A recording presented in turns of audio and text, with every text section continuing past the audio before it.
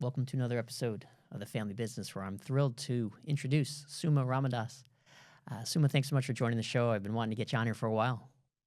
Thanks for having me. I'm super excited to be here as well. Yeah, no, your story's a good one. So the thought behind all of this is the intertwining of careers and your family. There's no balance, but this is just a chance to talk about some of the things that happen, and it humanizes it all for all of us. And that's how it all started.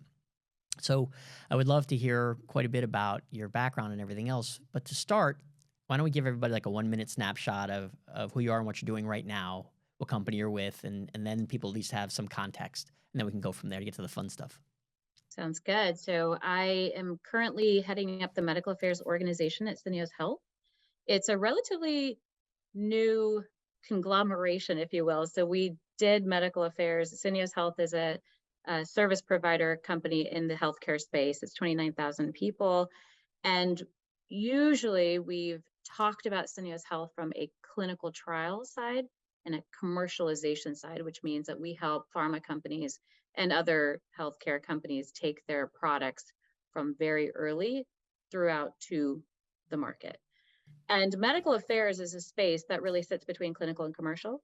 And a year ago, Syneos Health decided to double down on medical affairs, the growing function within the space, growing importance, and pull together the different pieces and parts that make up medical affairs and house it under one umbrella in one unit. And I head up that. Yeah, everybody, she's selling herself a bit short. Suma's out of the ordinary. So I'll give you a little context of why I would say that. Suma is a highly educated PhD level bioengineer, which is where I'd like to start. So because of what I do, I see resumes in education all day, every day. And what I love is when the path isn't linear. Like when you study architecture, you become an architect. I mean, that's no knock on them. That's great that they know what they want to do. But the most people on the planet, whatever they study, it's not exactly what they wind up doing for the next 40 years.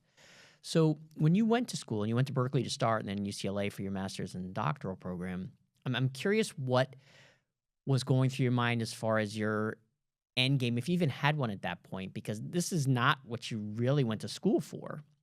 And so if we could start there, I'd be curious. You're a freshman at Berkeley, going to be a biomedical engineer, and then what? Oh, I had an end game. I mean, as every, I think, 15 to 17-year-old who's driven does. I was definitely going to medical school, and then I was going to become a neurosurgeon. Done. That was it. That was my end game. And I went to Berkeley, and the world opened up, right? So I started singing. I joined a bunch of groups, a cappella, back before a cappella was cool, choir, small ensemble groups. I mean, I was singing like 22 hours a week. I loved it. And was doing engineering, which was difficult at Berkeley, and then got into other things like martial arts and taekwondo. And that's when I started that as well. So did all these other things and didn't really know. I was probably scared to apply to medical school. And I think scared is the right word. So I didn't apply. And after that, I was like, okay, well, there's a grad program at UCLA. It's new, it's neuroengineering. And I want to be a neurosurgeon. So it made sense. Let me apply and see if I can get in. And my dad basically said, I'm not paying for you to go to school again. We've already done that, been there, done that. If they give you money, you can go. Like, fair enough, because I certainly didn't want to take out a loan. And in fact, got a couple of grants, got a couple of scholarships, and they did pay for it. They did pay a stipend. So in general, most things were covered. So I went. And I was like, okay, I'll just do a PhD. It's going to be, not that bad. What is a PhD? I don't know. I'm just going to do it. It'll be fine. And then I'll go to medical school.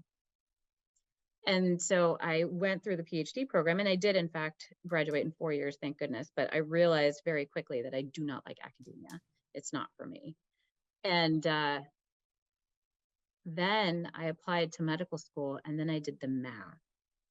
And I would have graduated in neuroengineering and really been ready to practice when I was like 42 or something crazy.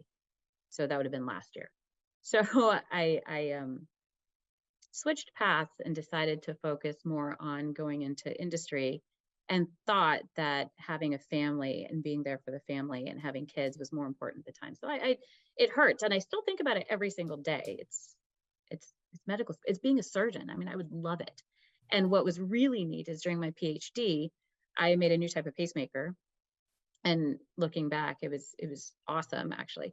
But the part of my PhD that I loved is the fact that I needed to try my device on a heart. And I got into Cedar Sinai with an amazing physician and a PI there. And he said, well, I have dogs and pigs. Surgery days are Tuesday and Thursday. And I told him I wanted to be a surgeon. This is great. He goes, oh, then nobody else is going to touch it. You will do first cut to last stitch. And you had to cut open these dogs and pigs, and I had to stitch on an open heart. And it was my most memorable, I don't know, 13 months of my life, probably. So I got a little bit of it out, but I still think about it. One of the things that I hear a lot from folks that either went to medical school and wound up going into the corporate world, or folks like you who thought about it and passed on it, is the mathematical computation of all I can do is work on one patient at a time and maybe have a book of patients that I see on a regular basis. But if I create something in medical device, pharmaceutical, biotech, I can help thousands. And Yep. I wonder if that's something that's come into your mind, or if you're still like, you know what, hell, I wanted to be a surgeon. For me, it was probably, I mean, I'm an engineer at heart as well, right? Surgery is very analogous to an engineer. I mean, you're taking things apart and you're putting it together in different ways that make it work better. So in the simplest of forms. So I think for me, there's an element of that. Um, I've always been interested in healthcare for reasons we can get into as well, because they're very personal to me. And because of that, I spent a lot of time growing up shadowing in a hospital. I just called up a random hospital and said, hey, can I come volunteer or shadow? They didn't have a volunteer program, but the person who picked up was an ER physician. He's like, yeah, you can come in, come follow me around. I don't mind. And this is, I don't know, I was 12, 11 at the time. And I Wow. actually did this till the end of Berkeley College because I loved it. I would just show, I was the only person there that had no volunteering program. I probably did things I shouldn't have done. Like he'd just be like, hey, why don't you help me reduce that fracture real quick? I mean, I loved it. So I think there's that aspect as well. Yes, you can affect more lives, and what I do now affects patients' lives on a massive scale. But there is something to be said about having that patient to patient experience as well. So it's both. Suma, this thing's only going to run about an hour. You can't keep opening up all kinds of subjects for me. I'm not sure where to go first. All right, so let's dive in. When I hear someone talk about the things that you just covered, there's an interesting center point, and believe it or not, it's music. And I have found that physicians, engineers, there's a musical component to the way that they think, and whether it's because I think music has a mathematical aspect to it, and so I'm curious if that's the case for you. Do you play an instrument as well as sing? I do. I play the piano for several years, Yeah, and I love the piano. And now my kids play it, probably a little bit more begrudgingly than they should. But every kid does. I did. My kids did. It's the nature of the beast. It's a shame because almost every person looks back on their life later and is like, I should have never stopped. Because it's such a there's something amazing about sitting down and saying, you want to hear something, and just banging it out like that. That to me is like the utmost of creativity and your mind working in concert. Now, also, some people, and I've done. By the way, we have that in common. I've done a fair amount of taekwondo and martial arts myself, but there's a musical quality with martial arts as well. Like, I don't know if you ever studied capoeira or any of those other forms that have music as a part of what they do, but there's a rhythm to it. Is that been something else in your history or no? it's so funny because I was very, very competitive in Taekwondo, and it started at Berkeley. And Berkeley was known at the time of having a couple of US team members there. He was a friend of mine as well. And it's funny, you say Taekwondo, and I think of a particular, and there's a rhythm to it for sure. So you do have that rhythm, but the music that we would play back then, it was Nelly. This is, Yeah. 2000s, early aughts. But that is what I think about and associate with Taekwondo, and how you play and how you move and how you, all of it. I totally agree with you. It is about music. And the rhythm and the natural order of how things need to progress, right? It does come back to, yeah, music. And it's interesting how in your house, and I don't know if your husband's musically inclined at all or not, but it usually filters down to your kids. Like my wife sings, plays the piano, and can dance. I really can't do any of those three, but I enjoy them all. And so my daughter does all of those pretty well, and my son's more like me. And it's just because of who we are and what we love. I mean, you would hear ad nauseum the Hamilton soundtrack, which is all the time in my house, like just didn't stop. And it's just interesting. So is your house like that? Is it just music everywhere? And Every single room has a Sonos speaker in it, so you can play. I mean, music evokes emotion, right? It gives you a certain feeling, and you need to match your music to how you're feeling, and sometimes vice versa as well. What you want to feel, you turn on some music. Like, what's your walk up song? What's your pump up song, right? So I think it goes both ways.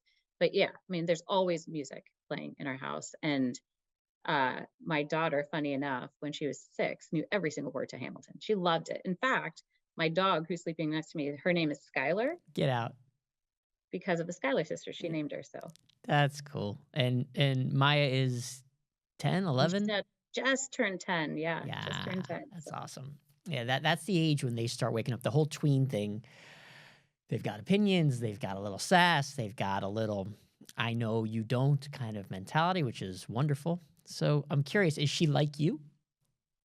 she's not. She's like my husband. So you know, the show Wednesday, right? I call her Wednesday.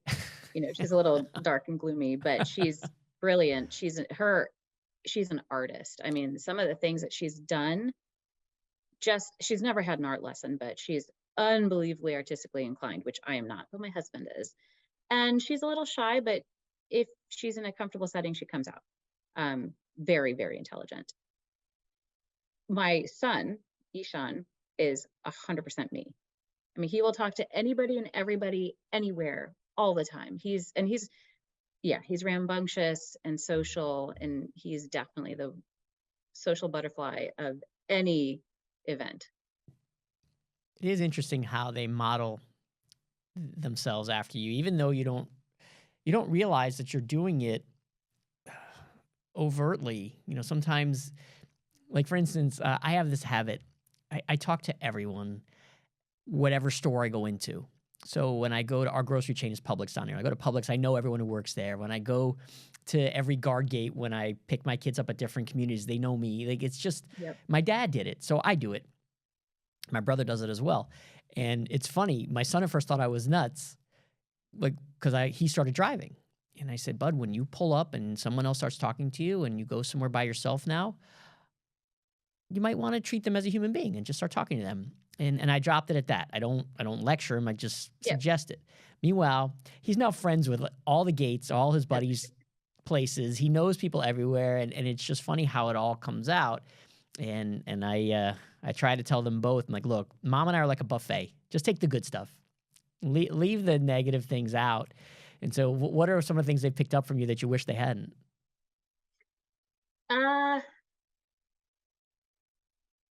I definitely am one of those people, and it can be a curse and a blessing, that is always looking to do things better. It's never there, right? There's always something you could do that makes it better. And my daughter's definitely like that. She's a self-proclaimed perfectionist. And so we work on that quite a lot. I'm like, don't be like that, because it's a never-ending process. For my son, the other thing is, although I want to do it better, I want to do it fast. And if I miss details along the way, you'll pick them up later. That's And why so they call I them could, details. yeah, you can definitely see that he's got that. Like sometimes he'll, miss a math problem or whatever because he's trying to go too fast. So it's Yep. funny to see that. But what's great, I think, is that you've dealt with it in your own life. Like I've figured out how to mitigate those issues. So when you see it, hopefully your desire as a parent, I think, is to help them get through it faster than how long it took you. So, did you not sing growing up? Like the college experience was, I mean, singing's one of those things that if you accidentally are in the car with someone or standing next to somebody at a concert and they look over and they go, "You have a good voice." Like that never happened to you? No one ever noticed? You never It noticed? did, but I just never thought about doing it as a I don't know. We had choir. I did it senior year of high school. My friend and I joined the choir. And then I went to Berkeley, and the Berkeley choir was very, very well known. I think it was like, it was nominated for something crazy, right? And you had to try out and audition. That was probably the first time I definitely sang in the car a lot. I would sing with friends and things like that, but it was never something I wanted to pursue till I got to college. And then, like I said, the world opened up. You had all these different things that you could try that we probably didn't in our smaller town high school. All right, so here's a tough one. How does someone who's not afraid to sing in front of multiple people, which is terrifying for most people, someone who's not afraid to get in the ring with somebody in a taekwondo tournament where someone's trying to take your head off, is afraid to apply to medical school? Right? I don't know. I don't know. I don't know the answer to it. What were I you ended up scared applying of? later and I got in, but I didn't go. But there is something funny about that, right? Confidence is an interesting thing. And I feel like and you learn to manage it. When people meet me, they're like, wow, you're so confident. Inside, oh, it's crazy. It's Yeah. going nuts in there. I'm like, oh God, what did I say? Did I say something wrong? Oh shit, oh my God, did I do that right? I mean, every single time I had to speak, we were at a leadership meeting this week and I had to speak in front of a crowd and ended up kind of being like the surprise facilitator because the person who was supposed to facilitate was having doesn't matter.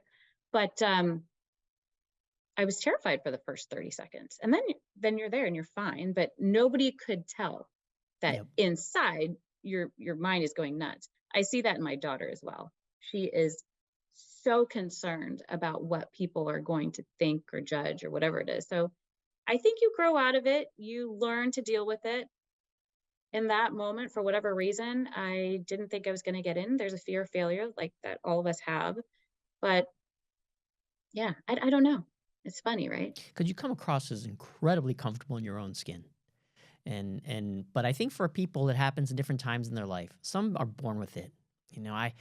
I've been fortunate that I'm the shortest guy in the room. I'm usually the skinniest guy in the room, and yet for whatever reason, I'm not afraid of anything. Which my brother, he's not so much. Not I doesn't shut up, but he was really shy growing up, and he was always amazed. Like you're borderline like circus level short, and yet you don't seem to mind what anybody says or does. I'm like, no, I don't care. What are they going to do? Beat me up? Or I never really worried about that kind of thing. And so I've been fortunate that way. So I try to pass it on to my kids. Luckily, they both speak well in public. They don't seem to be afraid of things like that. So I try to pass that on. And my wife's a public speaker, so she's pretty solid with it too. So that's one of the things that we all dodge. But I totally get the fear of failure. That's what moves me probably more than most. Is I want so much to be good at what I do. For whatever reason, it means everything to me to provide a service that helps people and do it well. And so if I guess if I do have a fear, that's probably it. Um, Same so way. Same way. yeah, no doubt. So I'm curious about the story with you getting engaged and getting married. Like I'm married to someone similar like you. A high achiever, good at everything, highly educated. Where people will ask me, how'd you pull that off? I'm like, I don't know. But I'm curious for you, like, how did you guys meet? How did your story happen? Because usually with someone like you, there's someone amazing that you're hitched to. Yeah, he's incredible. And he makes a mean cocktail too, so it works Is out. that right? Why? What's your drink of choice? He's excellent. He can mix anything. He's just really got into it the last several years, but he's always been good at it if I think back. But we actually met skydiving. Get out. So yeah. So we have mutual friends, and his buddy and him wanted to set up like a camping skydiving excursion. And so annoying. My husband will tell this story. He just told it the other day and it still annoys me. They needed, Great. if they got 10 or more people to go, they get a discount. And so that's what drove them to invite 10 or more people and see who could go. And that's why I made it on the list. I'm like, you know what, whatever. So I ended up going, so mean. But that's where we met. And so we went skydiving. That's the first time I ever met him. And what struck me about him is this other girl went who she was kosher, so she didn't have the right food to eat or something like that. This is the first time she's ever met him too. He woke up early the next morning and drove to a grocery store that was, I don't know, 40 minutes away so that he could pick up something so that she would have something to eat before everybody woke up. Like, Oh, that is who this human is. And he's okay. I'll always been marry like him. that. Yep. Right. And he's exceptionally comfortable in his own skin. He was born and raised in Sri Lanka, moved here when he was 17, shortly thereafter lost his mom to breast cancer. And so kind of had to pave his own way in a foreign country and did it very, very well. And navigated a system back then. This is also early aughts where it wasn't always easy. And sometimes it was rigged for, especially for people of color from different countries. And so I think he did a phenomenal job and went into finance and joined the US Army and did all these other things too. But Oh, he serves as really, well? yeah, he did. Yeah. And he rowed for his country. So he represented Sri Lanka in rowing as well. So he's very, very talented. All Yeah. right. He's a cool dude. Yeah. All right. So here comes the next difficult questions. How do two kids compare when their parents are so phenomenal and so highly educated and talented and significantly successful? Yeah, I guess they're kind of young, but do Maya and Ishan look at you guys and say, man, I don't know if I can keep up with that. I don't know if I can have 3 degrees. I don't know if I can have the level of success in corporate America that you guys have had. Like, that must be intimidating for them. It's funny because we talk about the definition of success, right? And I go through it a lot because I travel for work, as you know. And people are like, well, how are you going to do this? Your kids miss you. And I always say, look, I answer it. I just have to answer it this week because people wanted to hear about it during a women's group meeting or something. But it's quality, not quantity. I measure success as a mother in how and when I spend time with my kids, not how much time. And for them, we talk about the definition of success. It's not how much money you have. It's not, you know, how big your house is. It's not done by material things. It's making sure that you're able to find your niche of what you're good at and making sure you double down on that. And so I think the definition of success is really important. Did I want them to emulate everything I did? No. I mean, that do what makes you happy. What if my daughter does want to go to medical school? Go. That's changed. We'll talk about it, but go. If my son, I mean, he's so charismatic. He's going to be great at whatever it is that he chooses to do. So I think the definition of success and making sure that for your kids, you define it in a way that you're thinking about it from their perspective of what they want to achieve, I think you'll be fine. Are So, I they mean, I old? could compare, yeah, but Are they old enough to get their heads around what you and your husband have accomplished, or are they too young yet and they don't really understand globally and holistically that you guys are the 1% of the 1%? I don't think they understand that. And I hope they don't, right? Because I don't want them to be like, oh, I need to make X amount of money or Y amount of this. I don't want them to be that. And I think we live in everybody's struggling with that. It's the Bay Area, right? Yeah. Everybody's house is 3 million or more. It's just the way it is here. So because of that, everyone's struggling with the same things with their kids of making sure that we're in like a massive bubble. So how do we make sure that they see that there's a world outside of that bubble? And for me, I think I grew up pretty grounded because I spent my summers in India. The thing I was talking about before, my mom had an accident when I was 5, and that completely changed our lives. I mean, I'm an only child because she was at the hospital, 6, 8, 10 months at a time for the better part of 7 years. So I think there's other things that can ground them. And once again, her definition of success was surviving and being able to walk again and being able to do the things that most of us take for granted, but that makes her extremely successful. And we talk about things like that. For my dad, it's getting through that and, et cetera, et cetera. So it's how you define success. I don't think they know about the 1%, the monetary aspect of it, but they do see the other parts, which I do want them to emulate. I do want them to see that it's okay to spend time with family and friends. And that is actually the most important. So whatever you do, make sure it paves a way where you can have fun. So, do your parents still live in India? No, they never lived in India. I was born and raised Yeah, I here thought in you the told Bay me you were Area. born in the Bay. Okay. Yeah, born and raised in the Bay. The accident was in India because we had gone for the summer. I see. And my mother and it was raining and we were at a park, and I was playing we went into the train tunnel because it was just monsoon season. Everybody was there. The train was not running because it shouldn't have been running, but the train driver was drunk Oh boy. and just plowed through. And I was playing on the tracks. So she pushed me up against the wall to save me. And the train caught her legs and dragged her like 80 feet out or something insane. And so she started this crazy process of trying to figure out if they needed to amputate, figure out how to get her, to a hospital. This is India in 1985. This is not a Yeah. different situation. But I mean, that hospital saved her legs. And then she came here probably a month after she came back home. And then they started the reconstruction process. I mean, she's definitely Frankensteined her legs together. And they were like, yeah, you're never going to walk again, just so you know. And she was like, screw you. Yeah, I am. And figured out how to walk again and drives and walks with no cane. And she's incredible. There's a strong woman for you. Do your kids know that So I story? had that growing up. Jeez. Criminy. So do your kids know all that, or they don't know Yeah. the story? They do? Oh, they definitely. I mean, we talk about it quite a lot. And, my mother is also a force to be reckoned with. I mean, that hospital was terrified of her. I mean, they make one mistake, they will not make it again. I mean, it was great. I mean, she just knew everybody knew her because she was there for years. And so, I mean, Huh. she's a spitfire. She's definitely a spitfire. How often do you get to see them? Are they nearby? It's funny, right? They're 35 minutes away, and we Okay. used to see them every week.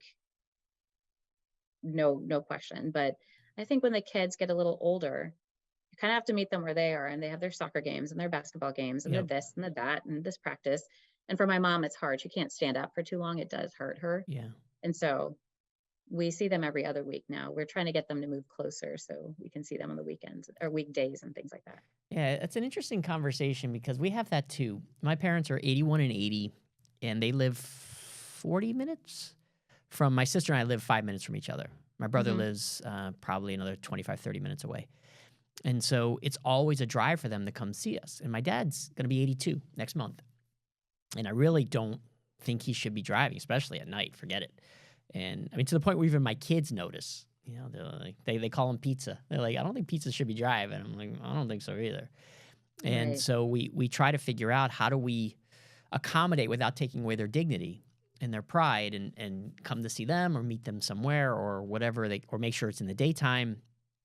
And he loves coming to watch my son play sports, and so it's a very similar situation where you're trying to somehow bridge that gap. Are you able to have that conversation with your parents, or is there too much pride there and it's just hard to bring it up? No, we had a major breakthrough last summer. They're like, okay, we'll move. We do want to see you guys more often. But unfortunately, if we had that 2 months earlier, they would have been able to sell their house and buy the new house in the low. But there is a difference between the East Bay and the Yeah, peninsula in the Bay Area from a housing pricing perspective. So, or house price perspective. So we just need to wait till the market moves up a little bit so they can sell their house for the same amount that it would take to buy a house on this side. yeah, okay, huh, amazing. It's more logistics now, which is great because they want to move, and that's important. And so if they have a house here, they can be just as independent. Yes, their friends are going to have to drive a little bit, but my mother's extremely independent, as you can imagine, knowing her story.